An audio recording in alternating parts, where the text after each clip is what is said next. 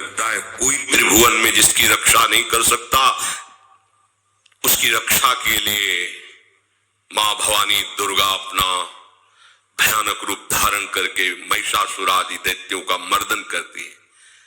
प्रभु है उस रूप में, दूसरा नहीं है।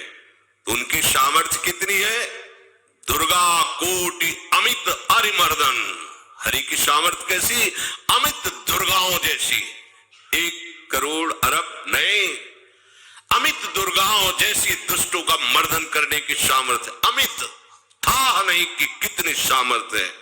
एक दुर्गा रूप में जब हरि प्रकाशित होते हैं तो त्रिभुवन में कोई सामने खड़ा होने वाला नहीं होता। मां भवानी जिस समय अपने स्वरूप में आती, किसी की ताकत नहीं है। ये शुंभ निशुंभ इतने बलवान दैत्य थे, त्रिभुवन में कोई इनका बाल बांका भी नहीं कर सकता था। स्मरण किया समस्त देवताओं ने तो भगवान से ही शक्ति का प्रादुर्भाव हुआ। इतना सुंदर रूप मां भगवती का। शुंभ निशुंभ के पार्षद घूमते रहते थे, उन्होंने देखा, जाके बताया कि आपके महल में जितनी सुंदरियां उसकी दासी बनने योग्य भी नहीं, ऐसी सुंदरी का हमने दर्शन किया। बोले मेरा जाके परिचय बताओ। बोले ऐसा नहीं लगता कि आपके परिचय बताने से केवल आ जाएंगी। तो उनका अगर ऐसा नहीं तो केश कर्षण निर्धुता गौरवा मां गरिष्यति, उसके गौरव को धूल में मिलाते हुए बाल पकड़कर घसीट कर हमारे पास लाओ। मार्कंडेय पुराण। उनके पार्षद गए और बताया हमारे मालिक शुंभ निशुंभ है, उनका आदेश है कि आप महल में चलो और आदर सहित, अगर आप ऐसा ना करते हैं तो मैं आपका निरादर करते हुए बाल पकड़कर घसीटते हुए ले जाऊंगा। देवी जी ने मुस्कुरा दिया और कहा अपने मालिक से कह दो जाकर के कि हम उसी की आज्ञा पालन करती जो हम पर युद्ध में विजय प्राप्त कर ले। वो जाके बोले वो तो मतवाले, त्रिभुवन में कोई जोड़ ही नहीं था। आए और उद्दंडता पूर्वक वचन बोलने लगे। माता जी ने कहा तब तक बोल ले जब तक मैं मधु का पान कर रही हूं, बस ये पान करते ही तेरी जीवन लीला समाप्त हो जाएगी। ऐसा ही हुआ। जीव ही पान करके सिंह पर सवार होकर गर्जना की, सारा का सारा अहंकार धूल दूषित हो गया, काट के फेंक दिया। ऐसी अनंत अमित दुर्गाओं जैसी सामर्थ्य हमारे प्रभु श्री हरि में, अमित दुर्गाओं जैसी, क्योंकि अनंत शक्तियों के स्वामी है। उनकी लीला में क्यों में हो? अरे वो जब करुणा करते हैं, अपनी महिमा से उतरते हैं, तो भक्त जब ऐसे कर देता है तो डरप जाते हैं। माधवदास बाबा ने कहा नहीं चलना तुम्हें ब्रज में, हम तुम्हारी कहां तक सेवा देखेंगे, तुम्हें बाल भोग राजभोग, बाबा जी हैं, कभी मिला कभी यही रहो। वो बाबा आपके बिना नहीं रह सकते। दोबारा बोल नहीं पाए जगन्नाथ। ये सुन करके हृदय बलिहार होता है। ओ ऐसे सामर्थ्यशाली प्रभु अपने भक्त के प्रेम प्रणय पर भी कितना डरते हैं। ये भक्त नाच पड़ता है। ये कुतर्क की, संशय की वृत्ति यहां प्रवेश नहीं करती। दुर्गा कोटि अमित अरिमर्दन, अमित गिनती नहीं ऐसी अनंत दुर्गाओं जैसी शक्ति हमारे प्रभु में विराजमान है। शक्र कोटि सत सरिष विलासा, अरबों इंद्र जैसा विलास प्रभु में। अरबों, एक इंद्र त्रिभुवनपति है, अरबों इंद्र के समान प्रभु का ऐश्वर्य है। और नवशत कोटि अमित अवकाशा, जिस एक आकाश के लिए गरुड़ जी से कह रहे हैं कि मच्छर से लेके आप तक उड़ते हो पार पाए, बोले ऐसे अरबों आकाश के समान अवकाश है प्रभु में। मरुत कोटि सत विपुल बल, रवि सत कोटि प्रकाश, शशि सत कोटि सुशीतल, समन सकल भव त्रास। अरबों पवन के समान महान बल है।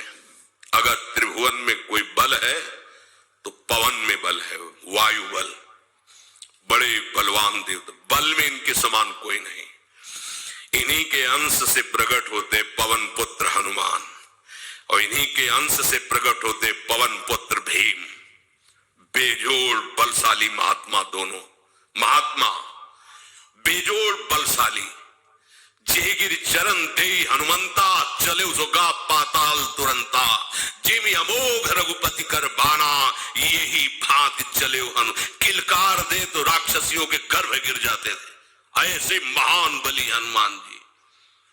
और भीम का क्या कहना है, जब ये देव पुष्प उड़ करके आया और द्रौपदी जी को दिया गया, तो द्रौपदी जी ने कहा इसका जोड़ होना चाहिए इस पुष्प का। सबसे कहा पर किसी ने नहीं सुना। भीम ने कहा कहीं भी मिलेगा मैं इससे लाएंगे। ऋषियों ने समझाया कि आगे मत बढ़ो, ये यक्षों की भूमि है, युद्ध हो जाएगा और तुम्हें तैयारी करनी है हस्तिनापुर के लिए, और तुम इधर, वो सब दिव्य हैं, पवन पुत्र हैं, किसकी मां ने अपने वेग को बढ़ाया। तो महाभारत में पढ़ के देख लो, इनके चलने के वेग से वृक्ष उखड़ उखड़ कर गिर रहे थे। ऐसे जब चल रहे थे तो चलने के वेग से वृक्ष उखड़ जाते थे भीम के। तो हनुमान जी ने सोचा किसी के समझाए तो समझेंगे नहीं, तो आगे पवन पुत्र ही बैठ गए, बूढ़े बानर का वेश लेकर, लंबी पूंछे से। मार्ग में मर्यादा है, किसी पशु को भी नहीं लांघना चाहिए। विवेकवान उपासक ऐसा नहीं कि कोई सो रहा है पशु भी आप उसे लांघ जाए, ऐसा नहीं है। जो विवेक है, जो मर्यादा है, वैसे किसी सोते हुए को लांघना नहीं चाहिए। उन्होंने कहा है वृद्ध बानर ये अपनी पूंछ हटा ले और मार्ग दे दे, इस समय मैं विशेष कार्य के लिए जा रहा हूं। तो उनका जब कही दिया है वृद्ध, तो आप समझ ही रहे होगे कि वृद्ध में क्या ताकत होती है। अब मेरी ताकत पूंछ हटाने की नहीं रह गई है, आपने तो वृद्ध ही कह दिया है, तो आप समझ रहे हो ना, आप पूंछ हटा लीजिए। कहा हमारी आज्ञा की अवहेलना करे, ऐसे उठी नहीं, दोनों हाथ लगाया, नहीं उठी, पूरी ताकत लगा दी। पवन पुत्र भीम की पूरी ताकत लग गई, पूंछ जरा से भी नहीं। हाथ जोड़ के कहो, बोले हम समझ गए हमारे बड़े भ्राता आप हनुमान जी हैं, क्योंकि ऐसा कोई बानर सृष्टि में पैदा नहीं हुआ कि मैं उसकी पूंछ हिला सकूं, मैं समझ गया। तो मुस्कुराए और बैठ के बोले हमारी आज्ञा मानो, इस मार्ग में मत जाओ, ये देव मार्ग है, ऐसे ऐसे सिद्ध है कि आपका अपराध बन जाएगा, आप शाप से युक्त हो जाएंगे, इसलिए मैं आपको मना। बोले प्रभु जब आप कृपा करके आए हो तो हमें वो रूप दिखा दो जो लंका में आपने रूप दिखाया। बोले मत उस बात की चर्चा करो, रहने दो। बोले प्रभु एक बार देखना चाहता हूं कि मेरा बड़ा भाई कितना बलवान है। हनुमान जी ने कहा फिर देख लो। कनक भूधरा कार शरीरा, समर भयंकर अति बल। कांप गए भीम जी, हाथ जोड़ बोले भैया